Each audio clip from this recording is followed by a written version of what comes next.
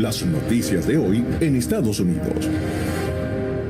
En la primera página de The New York Times tenemos el momento en que en la ciudad de Tulsa, en Oklahoma, habla el presidente Biden dirigiéndose a una audiencia donde en la primera fila está la señora Viola Ford Fletcher, de 107 años, la única sobreviviente de la masacre de Tulsa que ocurrió hace exactamente 100 años.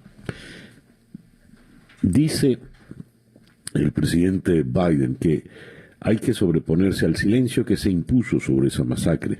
Hay que darlo a conocer. Las historias que allí ocurrieron tienen que conocerse a plenitud, y eso se lo prometió a la señora Fletcher, porque esta es una manera de combatir lo que el presidente ha definido como el racismo sistémico. Y esto en el The New York Times y en The Washington Post se ocupan también de la visita del presidente Biden a Tulsa, pero se ocupan de lo que dijo el presidente en materia política. Ha designado a la vicepresidente Kamala Harris para que sea ella la que esté al frente de la batalla por los derechos de los votantes. Dice que van a enfrentar abiertamente la campaña de restricciones al voto por parte del Partido Republicano. Con relación a esto, el gobernador de Texas, Greg Abbott, dijo que vetará el artículo de los nuevos presupuestos para la legislatura que recoge el sueldo de los congresistas. Esto después de que los congresistas se retiraran de la Cámara de Representantes para romper el quórum y así evitar que se aprobase la nueva ley electoral, la que tiene todas estas restricciones para el derecho al voto. Dijo el gobernador Abbott: vetaré el artículo 10 del presupuesto aprobado para la legislatura. El artículo 10 financia el poder legislativo. No se paga a quienes abandonen sus responsabilidades. Eso escribió en su cuenta de Twitter. Desde el Partido Demócrata alertan que esta medida no afectará tanto a los representantes, a los congresistas, la mayoría de ellos con un segundo empleo, cuando no se encuentran presentes en alguno de los plenos, como al resto del personal administrativo y de mantenimiento que trabaja en la Cámara de Representantes y que cobra directamente del Poder Legislativo. El representante demócrata Jin Wu dijo: castigar a la clase trabajadora, al personal de oficina, mantenimiento y otros servicios de apoyo, porque no recibió todas y cada una de sus demandas, es muy típico de los republicanos de Texas. Hablando de gobernadores republicanos, Ron DeSantis, el gobernador del estado de Florida, promulgó ayer un proyecto de ley para prohibir que las mujeres transgénero participen y compitan en equipos escolares femeninos. El proyecto, que ha sido motivo de polémica en los pasados meses mientras era discutido en el legislativo estatal, ha sido defendido por DeSantis durante un acto público en Jacksonville, donde lo ha afirmado, asegurando que tiene como objetivo proteger la integridad y la justicia en los deportes femeninos. Y dijo textualmente: en Florida las niñas van a jugar deportes de niñas y los niños van a jugar deportes de niños. Concluyó en que van a basarse en la biología y no en la ideología. Bueno, ya que estamos en Florida, acá en Miami, en un Publix en North Miami Beach, un hombre fue apuñaleado. Esto ocurrió en el 14641 de Biscayne Boulevard a las 12:30 del mediodía de ayer. Cerca del Delhi, un hombre fue apuñaleado. Pudieron capturar al sospechoso. No hay mayor información todavía a estas alturas, pero el hombre afortunadamente sobrevivió. Varias plantas de carne cierran en Estados Unidos tras el ciberataque de hackers rusos al mayor proveedor de carne del mundo. Pueden pasar días antes de que se reanude la producción tras un ataque organizado que paralizó a la compañía JBS en Australia y ahora está afectando a los Estados Unidos. Hay un análisis de Telemundo cómo el ciberataque a JBS, la mayor procesadora de carne del mundo, afectará el precio de este alimento. Los precios de la carne ya estaban disparados no solo en Estados Unidos, sino en el mundo. Con el aumento de la demanda por los feriados que se avecinan, los expertos vaticinan que si el cierre de las plantas procesadoras se prolonga, puede haber escasez. Pero nos llega de última hora esta información. Es un despacho de AP desde Canberra, Australia. La procesadora cárnica más grande del mundo ya volvió a producir, lograron superar el ciberataque de hackers rusos que les sacó de circulación, pero ya han vuelto a procesar. Y cierro con esta información. El secretario de Estado Anthony Blinken está en Costa Rica. Lamenta que la democracia y los derechos humanos se vean socavados en Centroamérica. Temas como el crecimiento económico inclusivo de la región, la protección al medio ambiente y el combate a la pandemia del COVID-19 también están marcados en la agenda del secretario de Estado. Tenemos la responsabilidad compartida de enfrentar los desafíos de la migración irregular, dijo allá en Costa Rica. El reloj indica 7:18 de la mañana, acá en Día a Día. Estas son las noticias de Venezuela. Tengo la primera página virtual del diario El Nacional. Lentitud y confusión caracterizan el proceso de vacunación contra el COVID-19. La ciudadanía exige mayor información. Este es el gran titular de primera página.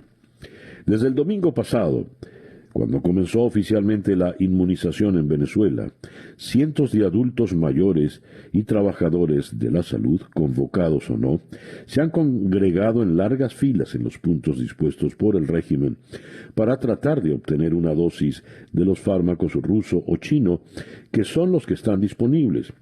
Datos reportados por la agencia de noticias Reuters indican que solo el 1,1% de la población ha recibido hasta ahora al menos una inyección. El Ministerio de Salud no ha ofrecido detalles al respecto.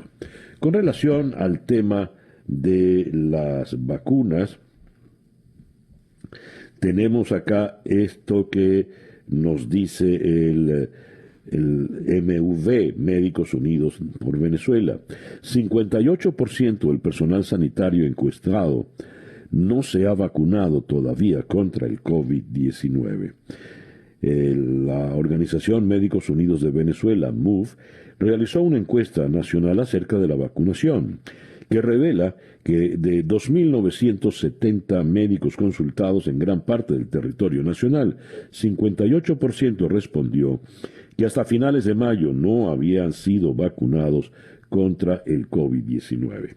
Por otra parte, tenemos algo importante.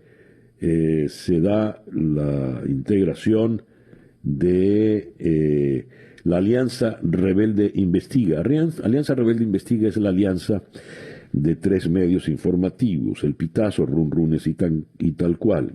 Ellos ponen en marcha lo que han llamado el vacunómetro, una herramienta que hace seguimiento al proceso de vacunación en Venezuela, caracterizado por el descontrol y la opacidad. El análisis de los datos oficiales en contraste con la información recabada mediante la cobertura periodística evidencia que la gestión de las vacunas en Venezuela es irregular y poco transparente. Un ejemplo. Escuche usted esta cifra. Se desconoce cuál ha sido el destino de 95% de las vacunas que han llegado al país. Dios mío.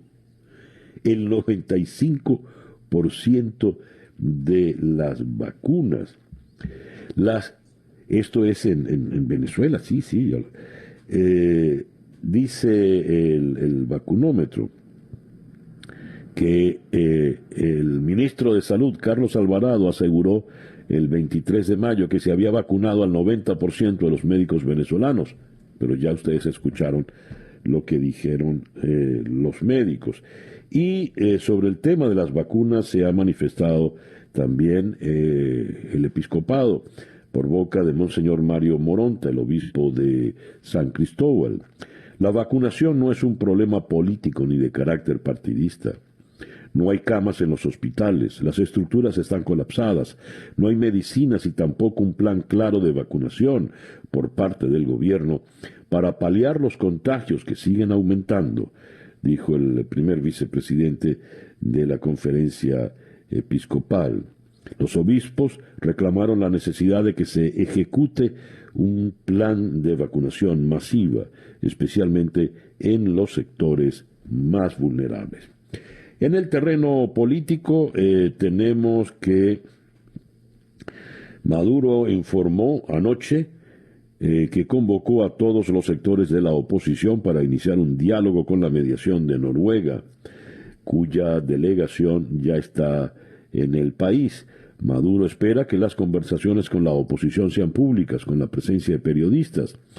Según aseguró el dirigente opositor Freddy Guevara, ha solicitado que los encuentros sean, según Maduro, en secreto. Vamos a llevar a las elecciones a nuestros adversarios, ya lo llevamos a nuestro terreno, al diálogo. Que la oposición divisionista haya aceptado un diálogo mediante Noruega es un logro de nosotros. Otra información distinta, esta vez de Associated Press, nos dice: una misión del gobierno de Noruega se encontraba ya ayer en Venezuela como parte de los esfuerzos para impulsar una mesa de diálogo entre el gobierno de Maduro y distintos sectores de la oposición, entre ellos el encabezado por Juan Guaidó. Y la reapertura de la frontera colombo-venezolana se mantiene para hoy, 2 de junio. Los ha enviado David Smolansky, porque teníamos la información de que Colombia había mantenido cerrada la frontera hasta septiembre. Dice, la medida se hará de acuerdo al número final del documento de identificación del viajero, permitiendo el ingreso al país para cédulas terminadas en número par los días pares y para números impar los días impares. Es lo que nos envía David Smolansky, el encargado por la oficina de la Secretaría General de la OEA para el tema de la migración venezolana. El editorial con César Miguel Rondón. Las noticias que vienen de Venezuela preocupan, son lamentables. Resulta que se desconoce el destino del 95% de las vacunas que han entrado al país, según la alianza que han conformado El Pitazo, Runrunes y Tal Cual. Resulta que en Venezuela se maneja un abierto mercado negro donde hay que pagar por las vacunas. Un mercado negro donde una inoculación puede alcanzar hasta $600, $800. Venezuela es un estado delictivo y el propio gobierno, el régimen, es el que participa y aupa que todo en Venezuela se convierta en un hecho criminal, en un hecho delictivo. Las vacunas de repente desaparecen y para que aparezcan usted tiene que pagar. No hay nada en claro, nunca hay nada en firme, y eso pasa en todos los órdenes de la vida cotidiana. Mientras un régimen integrado por delincuentes delinque abiertamente, tengo informaciones como esta que leo en Efecto Cocuyo. El 78% de los zulianos padece inseguridad alimentaria grave, según la Comisión de Derechos Humanos del Estado Zulia, en su informe anual. El Estado, que en el pasado fue una de las regiones petroleras más importantes del país, ahora vive una de las peores crisis humanitarias de su historia, según el informe anual presentado por la Comisión de Derechos Humanos del Estado Zulia. 78% de los zulianos presentó inseguridad alimenticia grave, es decir, no tuvo acceso a los alimentos necesarios para cubrir 3 comidas al día. Pudimos verificar que desde enero hasta diciembre del 2020 hubo un incremento aproximado de 1.527% en los precios de los alimentos. El Zulia, el estado tan rico que le dio tanto a Venezuela, me vienen a la memoria los versos de la Grey Zuliana de Ricardo Aguirre. Maracaibo ha dado tanto que debiera de tener autopistas a granel con morocotas de canto. Pues no, ahora lo que tiene es hambre.